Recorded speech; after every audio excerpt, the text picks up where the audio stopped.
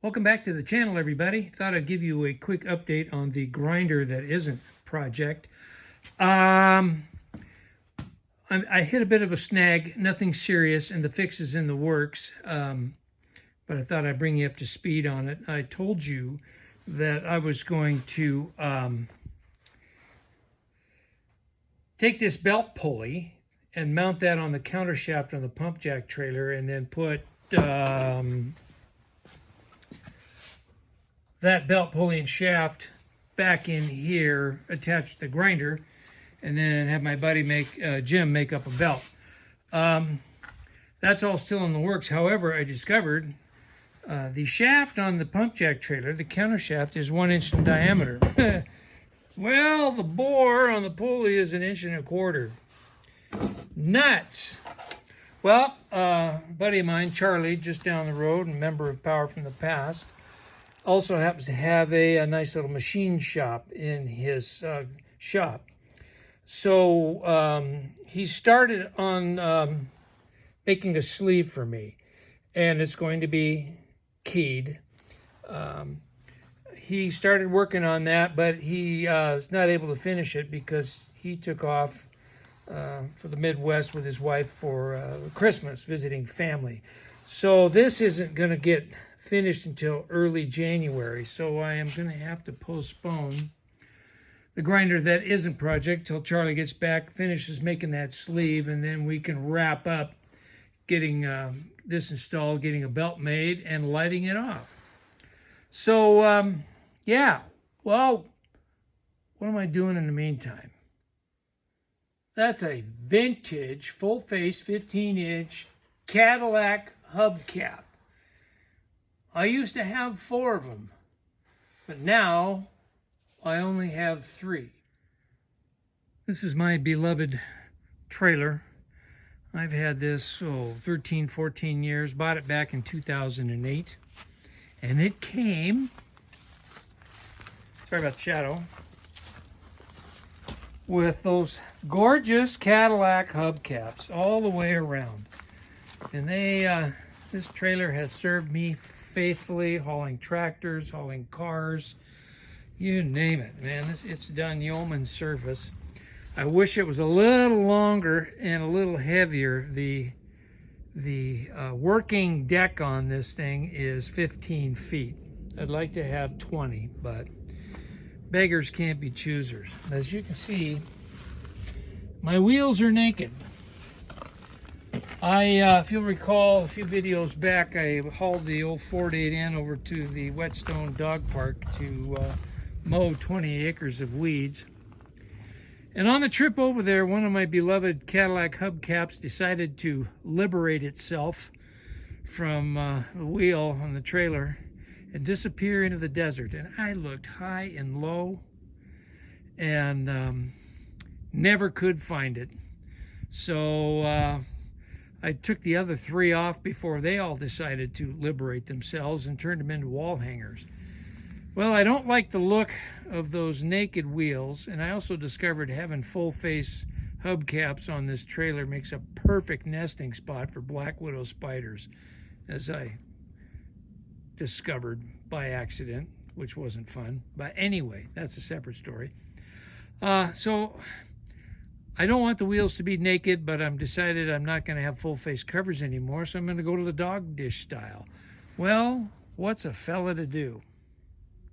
Enter YouTuber Waylon Wires Old Iron. Waylon Wires Old Iron is the first YouTube channel I subscribed to several years ago, and back then he was known as 1963 Impala 2-door. And anyway, and of course, he's the one that introduced me to by watching his channel. He's the one that introduced me to the Shade Tree Fix-It Man, who inspired me to start this channel. Also, Chevaholic, Mr. Heavy Chevy,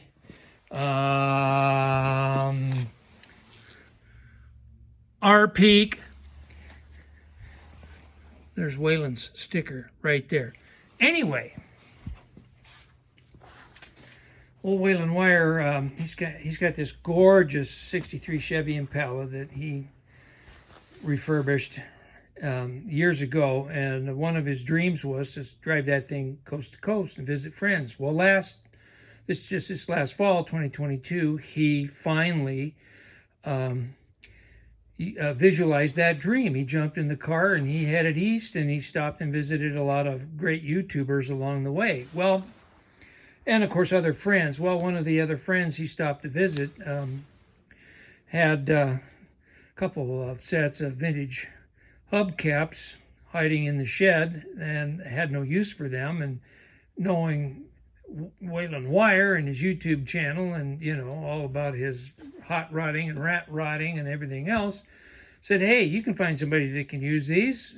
And he didn't have any use for them himself, but he brought them along. Well, I was watching one of his videos here a few nights ago. I'll post a link down in the description. And he was going through various things he's been up to in his shop, and he showed these hubcaps. And he said, hey, I got no use for them. If anybody wants them, get a hold of me, and we'll work out an arrangement. He says, I don't want any money for them. I just want to, pass them on. But, you pay for the shipping. I'll send them along. Well, I jumped right on that, and happened to be the first one to express interest. And so he said, sure. And he boxed them up and shipped them my way.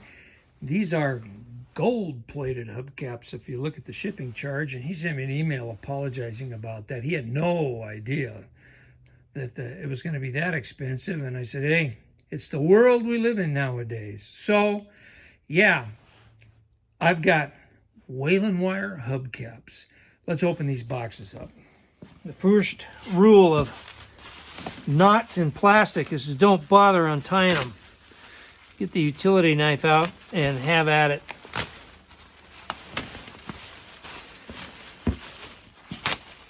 Make sure it's sharp, though. All right. Boy, these are taped up really good. I got 2 sets of hubcaps. Let's see which set is inside this box. We have got vintage Ford dog dish hubcaps, complete with dirt, mud dauber nests, and gorgeous patina. Hey, Ken, if you would have cleaned out the mud dauber nests, it probably would have taken a couple pounds off the weight, and shipping would have been cheaper. Oh, hey, we got a different style Ford. Yeah. That's cool. More patina. I like this. Man, oh man, oh man. There's a match. There's a shiny one compared to the one with the mud dauber nest. Oh, yeah. Holy smokes. I love the rust. These can be wire wheeled and painted up real good. They may become wall hangers too. Who knows? You never know around here. All right, let me get this other box open and see what we got there. All right, this box completes the ensemble. We were laughing on email together. Oh yeah, other vintage there. Ken was boxing these up for me, and then he realized he only put 6 in one box. And he had to come back from the UPS store and box up the other 2. And I said, what were you going to do? Send me the 6 and then hold the other 2 hostage until I sent you money to pay for them?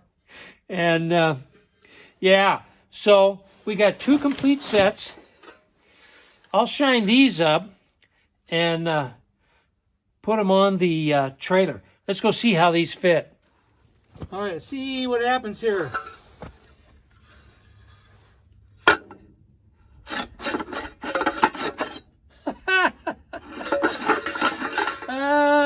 No. Well, I guess I'm going to clean these up and go with the Ford.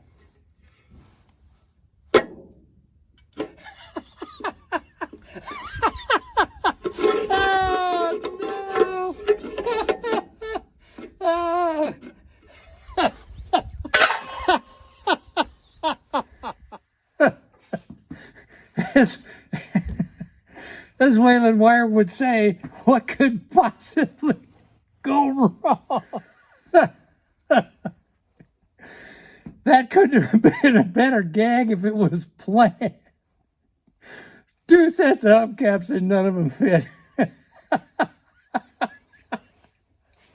Hey, that's the way it goes with old iron sometimes. You know, it is what it is. And I know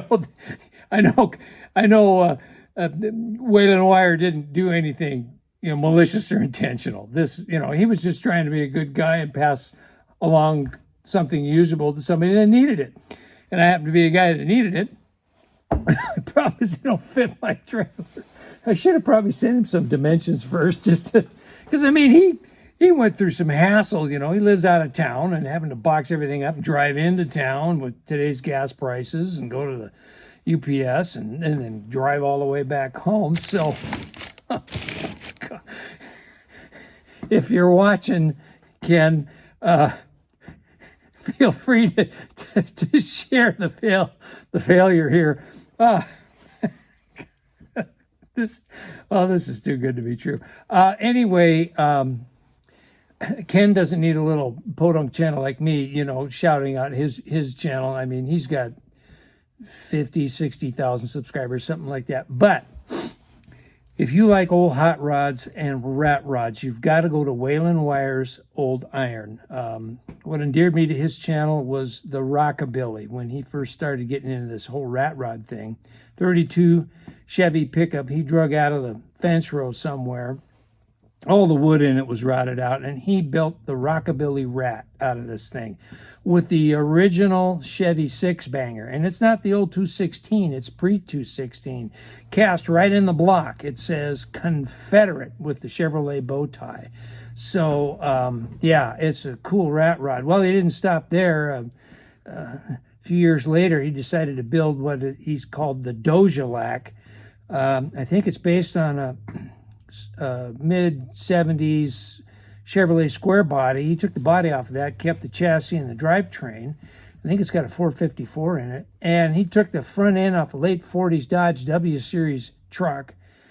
And then he cut the back off of a 57 Cadillac and married them together and put it on that Chevy chassis with big zoomies coming out of it. And air ride system so he can get it right down on the deck. That's the Dojelac. And I thought, how can anybody top that? That is awesome. Well, he didn't stop there. And I believe when he finishes this next build, he will top the Dojelac, and he calls it the Dirty Dozen.